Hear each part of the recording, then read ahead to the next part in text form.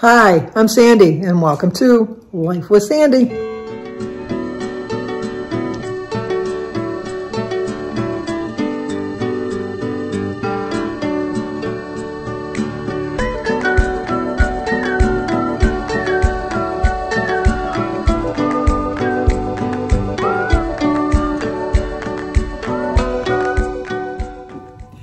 Good morning. Today is Saturday, October 7th, and we only have one birthday.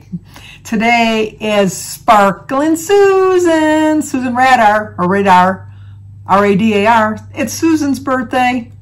Happy birthday to you. Happy birthday to you. Happy birthday, dear Susan. Happy birthday to you. Cha-cha-cha.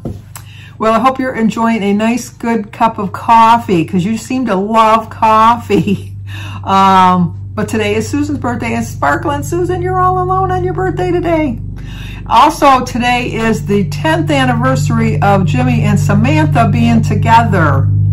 They're never going to get married, but they're going to stay together forever. That's what they tell me. So, happy anniversary, happy anniversary, happy anniversary, happy anniversary, happy, happy, happy, happy, happy anniversary, happy, happy, happy, happy, happy anniversary. Well, I hope you both have a great day to celebrate. Not really doing much today. I'm going to watch a new series. I love David Tennant. I found out that his season 2 of Good Omens is going to be on Amazon next summer, so I got something to look forward to.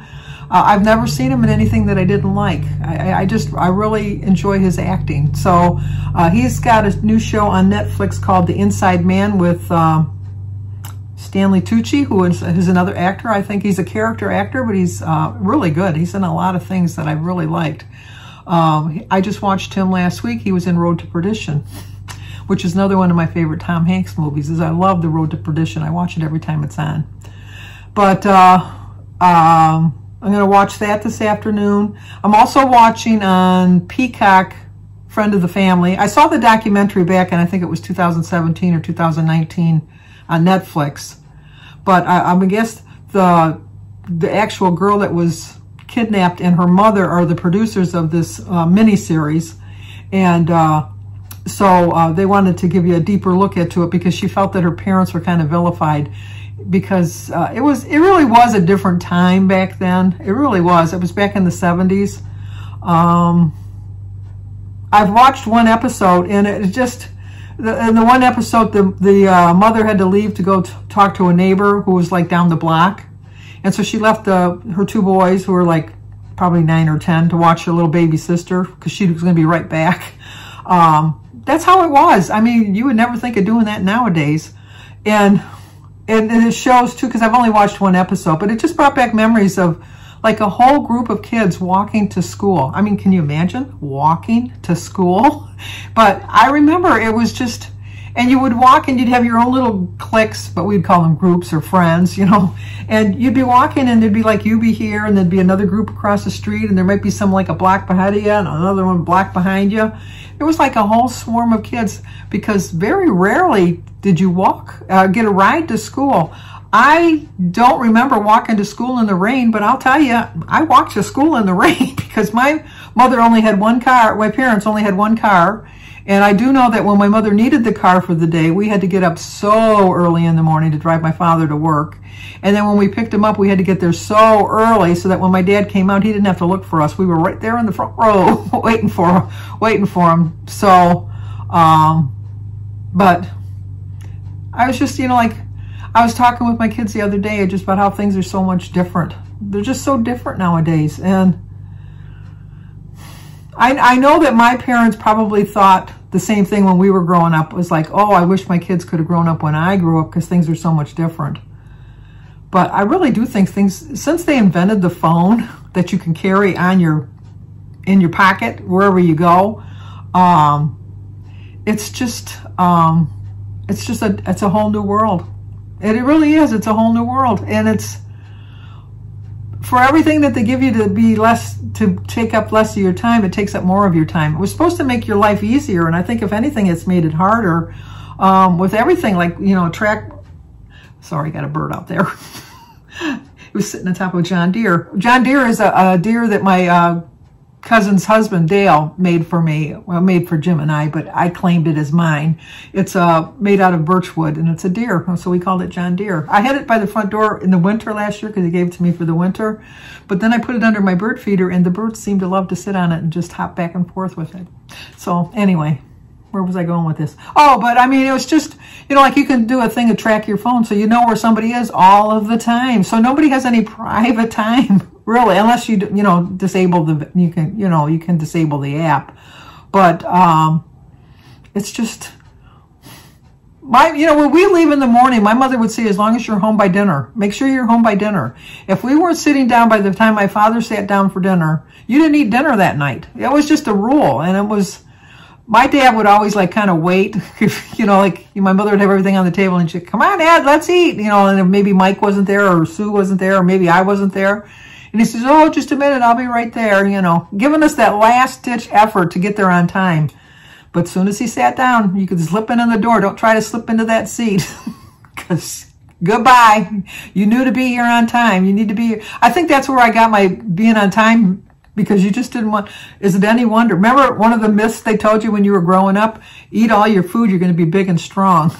Well, they got the big part right. That's for sure, because I did. And then what about the poor people in China that aren't eating food today because, you have all that food? I'm thinking, well, they're not getting any of this. We're not sending it to them. So it was just a myth that we were told when we were growing up. And like, things really scared you in life. I mean, you could go to a movie and see a scary movie and it would really scare you. But nowadays it's so I don't really think they truly make a scary movie anymore. I think they make gory movies. I think they make movies that just kind of jump out at you, but it's gore. I don't think it's so much the, because when you watch old movies and you think, I was afraid of that. I was afraid of that. It was like the first movie that I saw that I thought was like a horror movie was Michael Rennie in The Man That Returned to Earth, I think it was called. I forget the name of it. But I went to the Civic Theater with a bunch of my friends and we saw it. And I guess he got, I can't even remember it because Jim was watching it the other day. And I thought, that was the first scary movie I saw. And he said, this was a scary movie? I thought, it was a scary movie for me. But he came back, I think he got, I don't remember the thing, but I just remember he came back from outer space or something. I don't know if he went into space or something, and he came back and he was like a robot type of, it scared the bejesus out of me. And I'm thinking, I watched the movie with him when it came up to that part. I can't even remember it now. And I thought, I was afraid of that. But I was brought up on Disney movies. I saw like Pinocchio and Snow White and the Seven Dwarfs and, all of those, all of those movies like that. Jim never saw those movies. He never went to see those movies. So when I was showing them to the kids when they were little, Jim would watch them too for the first time. Dumbo, Jungle Book. He never saw those. Cinderella. I mean, I know Cinderella, Snow White, they're kind of like for girls, but they're also for little kids. A whole different time. It really was. So, and my simple pleasure now, and my family makes fun of me, is I tape the Andy Griffith Show on MeTV because I love to watch it, but I don't like the gazillion and million commercials they have because it runs for 35 minutes, but I've timed it. Only 18 minutes is the actual show. So the other 13, 14 minutes is commercials.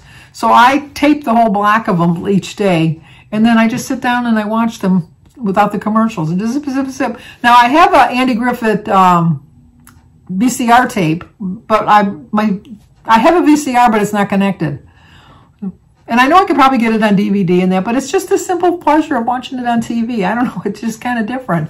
But I love it because it's just a whole different time. It really was. And the things that, like they found amusing and fun, kids nowadays would say, I don't want to do that. That's so boring. I don't want to, because really, I lived a boring life. I really did. But you know what? It was so much fun. We would at night, because we didn't have air conditioning, sit out on the front porch.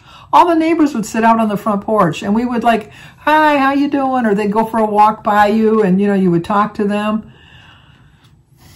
No, not nowadays. I mean, people have their decks in the backyard like I do. And I have a swing in the front that I do sit on. And I do wave at people when they walk by, but it's just not the same. It's just not the same. It's just so different.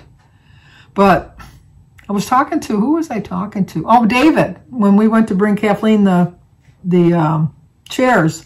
And he was asking me about when I was a little girl, how things were different and that.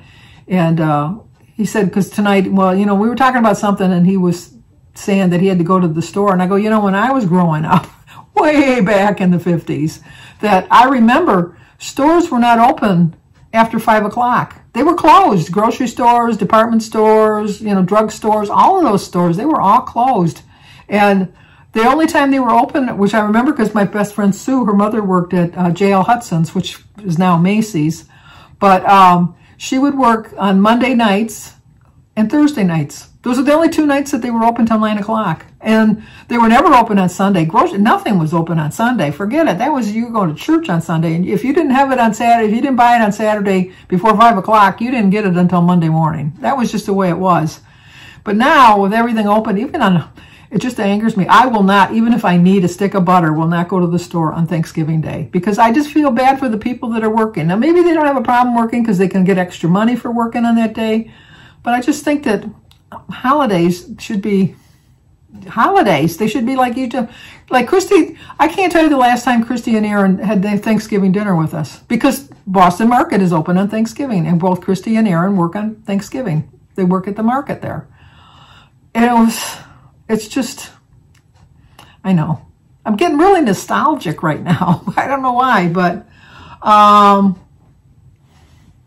I did pretty well yesterday. We did have, Jim went to McDonald's, and I had some French fries with my tuna fish sandwich. But I just kind of wanted something. I just wanted a little thing to boost up the tuna fish sandwich.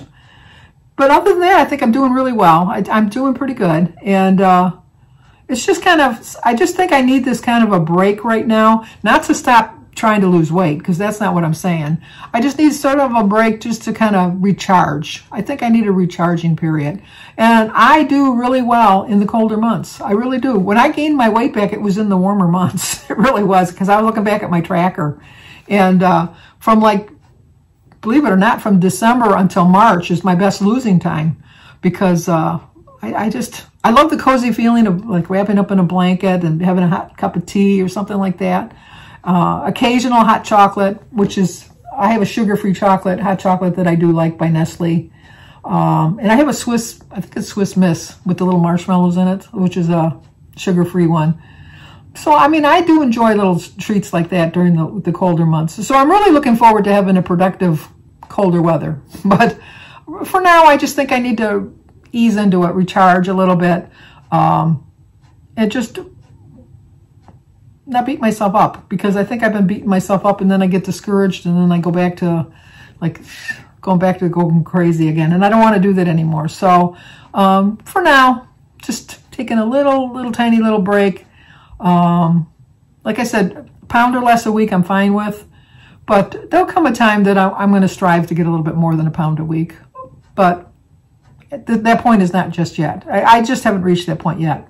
I will, but I don't know when, but I will. I know, I will. You see. So, other than that, I'm going to watch some TV. Jim's working at the club tonight as a range safety officer. People are getting ready for the hunting season, which is going to be starting up here. Well, it's already started in Michigan in October. I think it's bow and arrow right now. And then November is firearms, and December is black powder.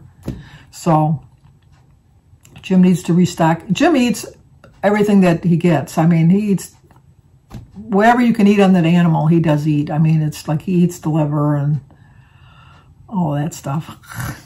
But he even eats the heart. I guess that's supposed to be a delicacy. He can have it. So his freezer's getting a little low, because one of the freezers is a refrigerator freezer out in the garage that he keeps all of his venison and things like that in there. So he wants to restock that. So hopefully and he got some kind of special permit this year that he can, I don't understand it, but it's a kind of special permit that he has a wider range of animals that he can get. So I know a lot of people think, oh, you're shooting Bambi and that. I myself couldn't do it. I just couldn't do it. But I don't see anything wrong with people. If they're not doing it just like for the sport of shooting it and then leaving it, then to me that seems kind of cruel. But we don't have any problem eating cows or chickens or pigs or anything like that. You know, sheep with the lamb chops and stuff. We don't have a problem catching fish and eating fish. So, I mean, they were a living creature at one time too. So, I just think that, you know, if that's what you like to do, I have no issues with it. It's not something I could do, and it's not something I enjoy. I don't enjoy wild game, but I do like fish. I do like chicken. I do like, you know, pigs, pork, and all that good stuff. I love all that stuff. So, I don't judge people like that. The only people I judge are people that just shoot just to get like a mount on the wall. You know, just that I have a problem with those kind of people hunting, because it's like, why are you doing that? You're not benefiting anything other than putting the head of the animal on the wall. To me, that's not a sport. But that's just me. That's just me. So, but that's going to do it for now. But if you're new to my channel, please subscribe, leave a comment, hit the like button, share everything somebody might like to see it. Stay safe, and I will talk to you guys tomorrow.